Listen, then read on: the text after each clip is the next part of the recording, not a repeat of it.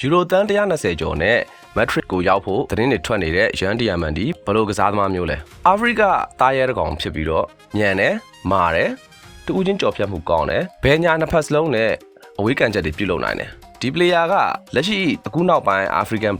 ကပလေယာတွေထဲမှာအထွန်းတောက်ဆုံးနဲ့အတောက်ပဆုံးဖြစ်လာနိုင်မဲ့ပလေယာတယောက်လို့အများကညှော်လင့်ထားကြတယ်တကယ်လဲတော်တော်လေးကိုအသက်နဲ့မလိုက်တက်ရက်တဲ့ခြေစွမ်းအနေနဲ့အတူမနှစ်ကလိုင်းစစ်မှာအကောင်းဆုံးတောက်ပခဲ့တယ်2026ကမ္ဘာဖလားမှာတော့ညှော်လင့်ထားသလောက်အရန်ကြီးမလုပ်ပြနိုင်ခဲ့ပေမဲ့သူ့ရဲ့ပင်ကိုတဲလန်းအရာဒီပလေယာကိုတန်းတရာကျော်ပေးရတာက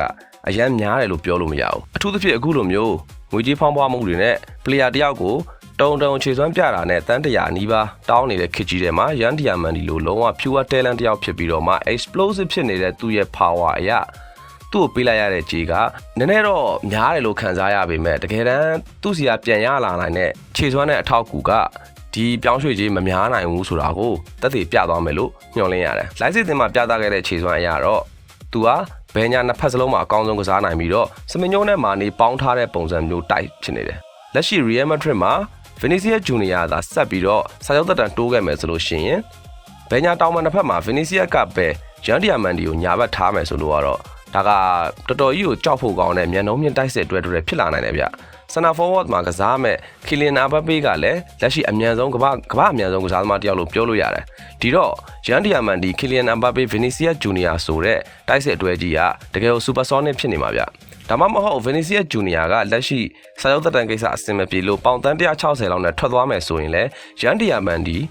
ီခီလီယန်အမ်ဘာပေဒဏ်ရာကနေပြန်သက်သာလာမဲ့ရိုဒီဂိုမလာသေးရင်လည်းဒီဘဲဘက်ချမ်းကိုရန်ဒီယာမန်ဒီကိုထုတ်ပြီးတော့ညာဘက်ချမ်းတောင်မှန်မှာအာတာဂူလာကိုသုံးခြင်းအဖြစ် Real Madrid တိုက်စစ်အင်အားရောကြသွားကြဘာအချက်မှမရှိဘူးဒီတော့စောစီ Vinicius ကိုစာချုပ်တက်တန်းတိုးဖို့အတွက်အဆင်မပြေဖြစ်နေတဲ့ Real Madrid အနေနဲ့ Vinicius ကိုမင်းထွက်သွားလဲဘာမှမဖြစ်ဘူးနော်ဆိုတဲ့ပုံစံမျိုးနဲ့တတိပေးပြီးသားဖြစ်အောင်ရန်ဒီယာမန်ဒီကိုဒီလိုပြောင်းရွှေ့ခြင်းမျိုးပေးလိုက်တာလို့ကျွန်တော်မြင်တယ်အထူးသဖြင့်ဘာဂိုလာလို player မျိုးကိုလက်ရှိအချိန်မှာ PSG ကဘာဂိုလာစာချုပ်တက်တန်းမတိုးဘူးပြောထားတာတော့မှတန်း190လောက်ထိကြီးခေါ်ထားတာဖြစ်တဲ့အတွက်ရန်ဒီယာမန်ဒီကိုတန်း120နဲ့မြန်မြန်ဆန်ဆန်ဝယ်လိုက်တာက Real Madrid အတွက်တော်တော်လေးကိုခြေသွက်လက်သွက်ရှိတဲ့အပြောင်းရွှေ့တစ်ခုလို့ပြောလို့ရတယ်အထူးသဖြင့်ကစားသမားနဲ့ကြိုတင်သဘောတူညီမှုရထားရတဲ့နဲ့ PSG တင်းကဒီအပြောင်းရွှေ့ဈေးနှုန်းကိုတက်နိုင်တဲ့လောက် short ချဖို့စူးစမ်းနေတဲ့အချိန်ကာလအတွင်းမှာ Real Madrid နဲ့ Mourinho ဆိုတဲ့အရှိန်အဝါအောက်ကိုရန်ဒီယာမန်ဒီဘလို့မှသွားပြီးတော့မတွန်းလှန်နိုင်ခဲ့ဘူး PSG ကသူ့ပေါ်ကိုပေးရမယ့်ပြောင်းရွှေ့ခြင်းကို license နဲ့ဆက်ပြီးညှိနှိုင်းနေစဉ်ကာလအတွင်းမှာပဲ Real Madrid နဲ့ထပ်ပြီးတော့သဘောတူညီမှုရသွားတယ်အပြောင်းရွှေ့ဒန်ဒီဖြစ်ဖို့အတွက်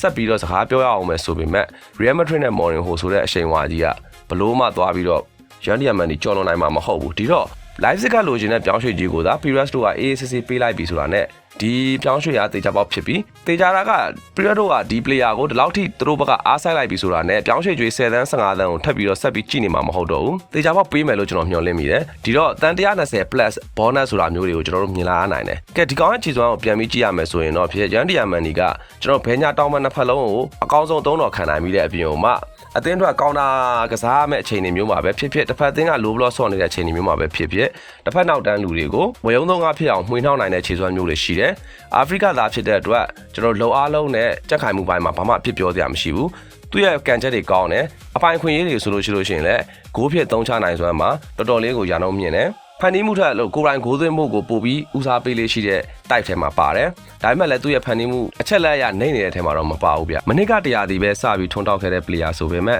မနစ်ကတရားဒီလုံးအိုက်စစ်အသင်းတို့က33ပွဲကစား12ဂိုးသွင်းပြီး10ဂိုးဖန်တီးခဲ့တယ်ဒါကသွင်းဂိုးရောဖန်တီးမှုရောနှစ်မျိုးစလုံးအရန်ကြီးနှိမ့်ကြမနေတဲ့ထဲမှာပါတယ်မနစ်ကနူဆာနဲ့အတူ live စစ်အသင်းရဲ့ဘယ်ညာတောင်မှနှစ်ဖက်မှာအသုံးတော်ခံခဲ့တဲ့ player ကဒီနှစ်မှာရော Real Madrid မှာ Vinicius နဲ့အတူဘယ်ညာတောင်မှနှစ်ဖက်မှာအကောင်းဆုံးထပ်ပြီးခြေစွမ်းပြနိုင်မလားကျွန်တော်တို့ဆက်ပြီးစောင့်ကြည့်လိုက်ရအောင်ကမ္ဘာဖလားမှာတော့ကျွန်တော်တို့ခန်းစစ်စင်းကူမှုမှာလည်းတော်တော်လေးမြင့်မားတာကိုတွေ့ရတယ်တကယ်ကြီးကောင်းကောင်းလုပ်နိုင်တယ်ဂျူဝယ်ဝင်းတွေအရန်များပြီးတော့မှအာဖရိကသားပြီးတက်လုံကောင်းကောင်းနဲ့အတက်စင်မှန်တဲ့ player ဖြစ်တာကြောင့် Mourinho စိတ်ကြိုက် player တယောက်ဖြစ်လာဖို့ရှိပါတယ်ဒီတော့နောင်တော်ကြီး Drogba ရဲ့လမ်းစဉ်အတိုင်း Jose Mourinho ရဲ့လက်အောက်မှာအကောင်းဆုံးထပ်ပြီးထွန်းတောက်လာမဲ့ Ivory Coast player နောက်တစ်ယောက်ဖြစ်လာမလားဆိုတာကိုမျှော်လင့်ရင်းနဲ့ကျွန်တော်တို့ဆက်ပြီးစောင့်ကြည့်လိုက်ရအောင်ခင်ဗျာအားလုံးကျေးဇူးတင်ပါတယ်ခင်ဗျာ